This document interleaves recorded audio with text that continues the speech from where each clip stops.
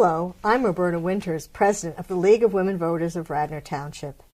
As you may know, the League is a grassroots organization that has developed positions at the local, state, and national levels through study and consensus.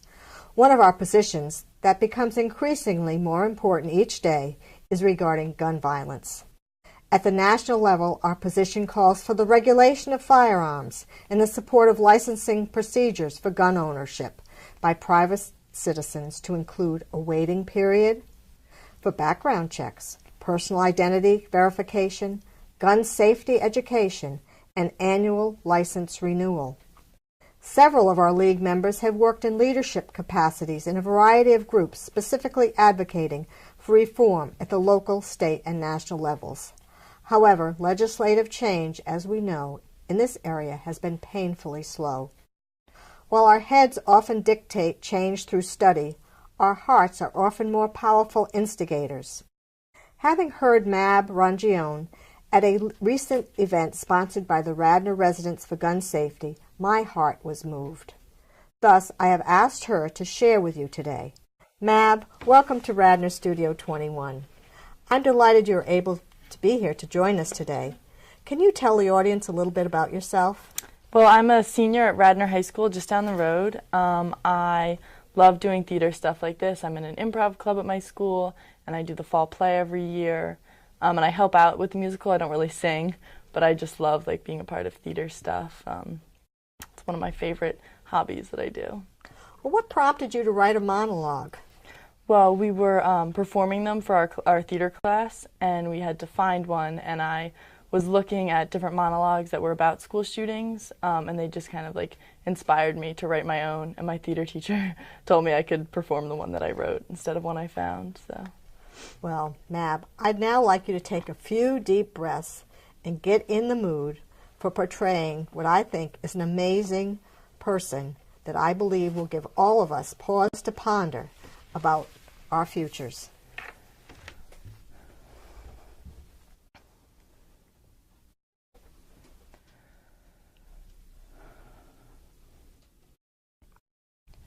I couldn't remember her name, so I sat watching through the slit in the doors. She was just sitting there, her hands clamped to either side of her chair, knuckles bone white. I wanted to yell, move, run, hide, anything, but sit there just waiting for him to walk in. I kept telling myself if I could just remember her name, I would shout it out, but her name never came, and I never shouted. I was too afraid, too selfish. So I sat, willing her to get up and go, but my eyes started stinging, so I squeezed them shut, but still, the backs of my eyelids, she's there, her silhouette, her white knuckles like a beacon. I hope, imagine even, that she gets up, crawls into the cabinet next to mine. I even hear the door creak, as if she'd opened it, but it wasn't the cabinet door. She hadn't moved at all, and all of a sudden the lights are on.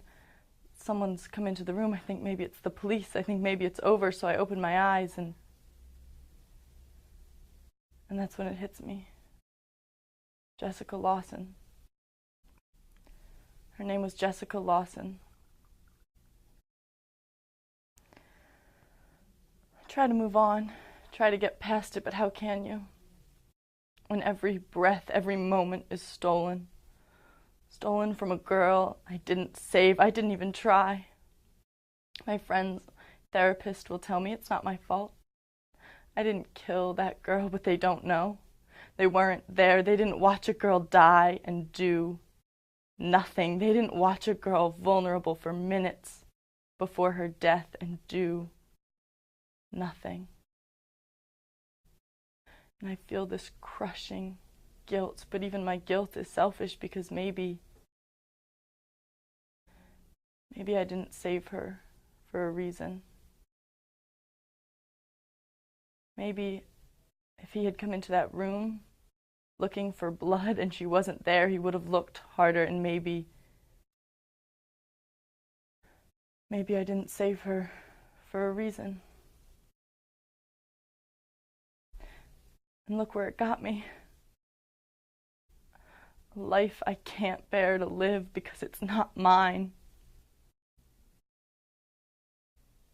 So I'm stuck. Because I can't die either, because then if I'm dead, what is she? Collateral damage?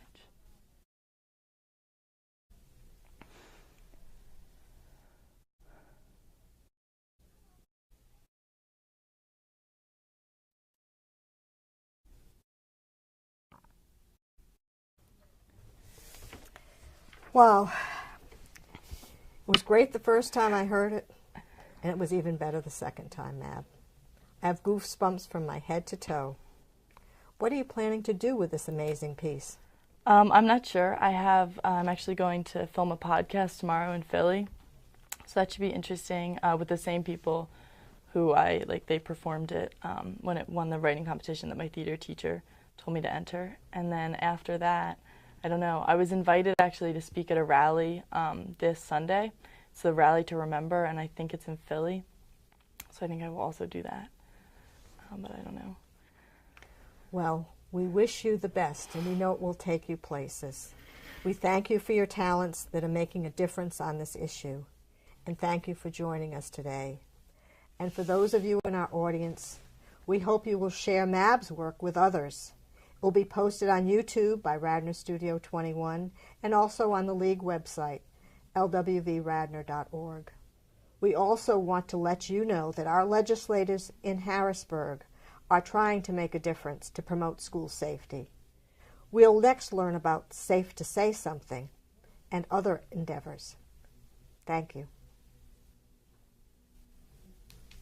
Having just heard from Mab Rongione, a Radnor High School student, with her moving monologue that captured the terror of an incident in a school, I thought our viewers would like to know one of the things that has been done to promote safety in our schools.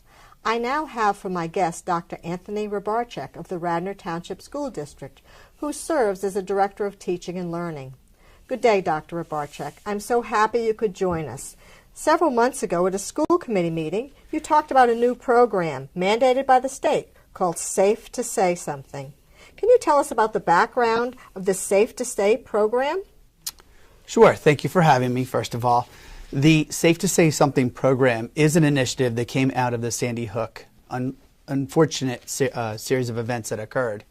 The actual program itself is an opportunity for students and parents to report anonymously their any incidents that they find are that could be detrimental to the students and the welfare of our district.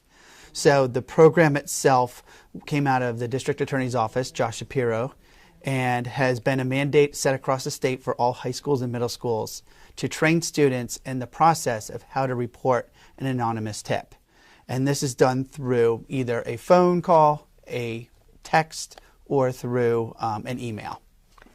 Well, I know there's a lot of pressure on the legislatures because of the school violence issues, but it resulted actually in yet another mandate.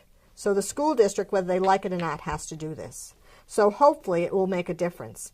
As I recall, there were two parts to this program, as you've mentioned just briefly. One part's educational in terms of letting the students know just how to report an incident, what looks like an incident, and so on. And the other part is one that's just sort of practical. And how does this educational component work? Because I wouldn't know what to do or what to look for. Right. So the educational component of Safe2Say is to help students understand and look for signs and signals where students may be in trouble or distress, and see situations where violence may be caused in a certain area of the school. So they are taught to have their ears and eyes open, hear for key words that would interest them to know that something that is of violence is going to occur. But also the other part of this in regards to ensuring them is the confidentiality that comes along with the program, that students know that they have somewhere to go without having to release their name to someone. But this is only a layer of the program that we want to endorse. We want to make sure students understand it's still first to call 911, talk to a teacher, a counselor, or an administrator to let them know of any actions that they have heard as a tip in their schools. So in other words, this isn't the first thing you would encourage students to do. You would encourage them to go to a teacher, go to a counselor, go to 911. But if they're really afraid and they want to be anonymous, this is another option that they have. So it's like having a lot of tools in your belt. It is. You can pick the one that you feel most comfortable in doing. Yes, we really encourage students, no matter what, with the Safe2Say program in place, we do want them to follow the other protocols and procedures that have been established and in place in the school district for years, which is calling 911 and talking to a trusted adult. So once you've called, there's a number you're supposed to call, or you text. This is the Safe2Say number. What happens then? So the call goes through, or the text or the email goes through the system that's in Harrisburg, set up by Safe2Say something. And there are trained counselors at the helm that are understanding whether or not this is a life and death situation, or if this is a situation that other protocols need to be put in place to protect our students from any anticipated violence. So that individual then will determine whether or not the tip that was brought into Safe2Say needs to be sent to the dispatch and the county dispatch and have the police involved so they can address the situation, or if they would be sending it to the school, and there's a team of individuals who are set up on the Safe2Say something who are to act immediately in response to the tip that comes through.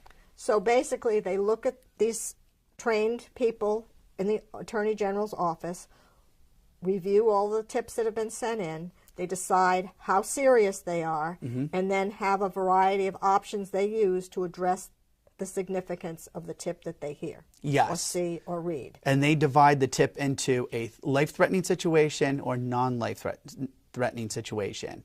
So a bullying incident, they could consider as non-life-threatening. That tip is sent immediately to the 5-team member of the school district so they can address it through their means and their procedures. So Radnor has a 5-team member already in place? Yes. So that if the Office of the Attorney General calls, they know how to respond? Yes. So anyone who is on the team automatically gets a text and an email letting them know that a tip has come through and how the counselor in Harrisburg has handled the situation and what information they have so they can proceed with addressing the situation. So it seems like the Safe2Say something has really thought of everything. They help the students learn what signs to look for. They give you the 3 ways to contact them, using the 800 number, 1844, Safe2Say. They can use that app on a phone, or they can do it on a website. So this is really multi-purpose. And it's then in the hands of the Office of the Attorney General's Crisis Center to decide what kinds of actions are appropriate, and then go back to the school or to the police or what other agencies they feel need to intervene. Correct. Are there any concerns you've heard about this process? Well, the only concerns we've heard of 2. One is that students at times are concerned that they're not going to be held to being a confidential tip. And we assure them that we cannot release any information to anybody. The only people that we can release information to are the police, if that scenario is in fact what needs to be addressed. The only way any other tip can be open upon its confidentiality is through a judge order. And we would only do that if it was truly a situation where we needed to do that. The other piece that people have concerned about is calls that come through that aren't 100% reliable. Somebody out there wants to make a stir in the community and calls in some type of fake tip or exaggerates the situation. So they have measured those calls, and it's less than 1% of the calls that have come through are non-reliable tips. And those that are found to send in a hoax tip have been addressed through legal matters. I understand if you call in a fake tip, it's deemed to be a misdemeanor, which is not something most students would want to have on their records. Correct. And they are instructed during the educational portion and the training of this program of the seriousness of those type of situations. I can understand this would be a concern for people, but what do you think about keeping up this kind of process over time? I mean, you know, it's taking 5 staff members, it's taking time from the Attorney General's office. Do you think this is something that the state and the school districts can sustain over time? I do. I think it's a program that can definitely be sustained. It's going to be a partnership, though, that has to come through the school districts and state legislation to understand that there is funding that needs to be part of the process in keeping this program in place. Now, Safe2Say is a branch of the Sandy Hook reporting system, and the Sandy Hook reporting system has been going on for many years in different states. So we're hoping really in Pennsylvania that we can work through any of the quirks that come with the program, but that this is something we could sustain and help to protect our students further. Well, I was just reading in an editorial actually on March 13th about Safe2Say, and it says that in the first month of the program, the system received 4,900 tips, and a third of these were serious enough to pass on to local police and school officials. That's amazing. So even if we just saved one student or a group of students or provided the kind of support they needed, that's an amazing number. Yes, and that's the goal of the program. And it also said that the state is this program is exempt from the state's open records laws, and that's something the League is always into, is open records and transparency. But the program is immune from that, and it guarantees the confidentiality of these, although criminal defendants and prosecutors, as you mentioned, can open these records at the decision of the judge. Correct. Now, and again, you already said only 1% of the kids called in some hokey kind of results. So that's also great. And I think it's surely helpful. And it seems to provide the kinds of support we need in our society right now without a lot of unwieldy bureaucracy. Correct. We know how there's layers upon layers and layers. And this seems to go right to the source of a problem and act with, you know, due diligence. Right. And speed. So this is really great. So is there anything else you'd like to say about the Safe2Say, Dr. Rybarczyk? I would just like to say, and speaking in hearing Mab and hearing her story, her monologue that she provided, you know, that's where it comes to reality and understanding that this program is a positive aspect to what we're providing students. Just another tool to help them to understand that we are there to support them, especially in a complex society where, you know, the social emotional components of our lives are getting more difficult and complex each day. Well, I really appreciate your time. Thank you. And I'm so happy that Dr. Rybarczyk was able here today to share his work with us with Safe2Say and to help keep our students safe. I know the school district also works closely with Superintendent Flanagan of the Radnor Police in supporting safe schools. And on behalf of the League of Women Voters, I wish to thank you and Radnor Studio 21 for helping to spread the word about this valuable resource. And of course, we appreciate our audience who will hopefully share what we've learned today if they see individuals who display the kinds of behavior that shows that they may be a threat to themselves or to others. It's everyone's job to help protect our community and to keep people safe in our schools and throughout Radnor Township. So knowing what to do makes a difference. Dialing 911 is an option, as is calling 1-844-SAF-2 SAY. Thank you so much.